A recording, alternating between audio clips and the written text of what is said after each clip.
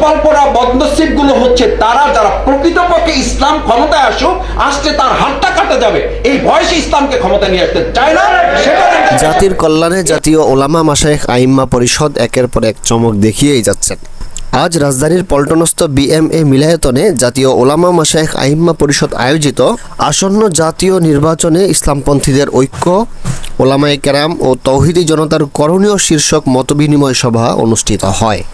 মুফতি রেজাউল করিম আবরার ও শামসুদ্দোহা আশরাফি অনুষ্ঠান পরিচালনা করেন। মতবিনিময় সভায় সভাপতিত্ব করেন সংগঠনের সভাপতি মাওলানা নুরুল হুদা ফয়জি। বক্তব্য রাখেন সৈয়দ মোসাদ্দেক বিল্লাহ আল মাদানী, অধ্যক্ষ হাফেজ মাওলানা ইউনুস আহমদ, মাওলানা আজিজুল হক ইসলামাবাদী, মাওলানা আহমদ আলী কাসিমি, মাওলানা জালাল উদ্দিন, মাওলানা গাজী আতাউর রহমান।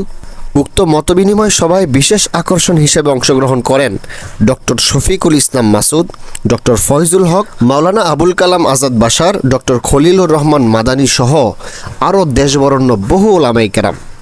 প্রিয় দর্শক, যে কাজগুলো জাতির প্রয়োজন, জাতীয় ওলামা মাশায়েখ আইম্মা পরিষদ সে কাজগুলো সঠিক সময়েই পরিচালনা করছেন।